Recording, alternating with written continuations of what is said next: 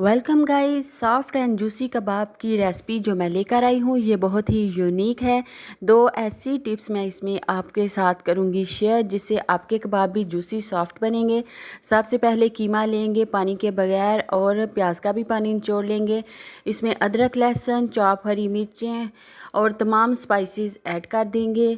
तो इसको हम करेंगे अब अच्छी तरह से मिक्स। एक अंडा इसमें शामिल करेंगे, 1 टेबलस्पून इसमें कुकिंग ऑयल शामिल करेंगे और इसमें जो सीक्रेट चीज़ें दो जाएंगी वो है ज़र्दा रंग और बेकिंग पाउडर। बेकिंग पाउडर जो कबाब को अंदर तक कुक करता है और बहुत ही सॉफ्ट करता है। तो यही वो खास टिप एंड ट्रिक है जिससे बाज़ार के कबाब सॉफ्ट होते हैं, जूसी होते हैं।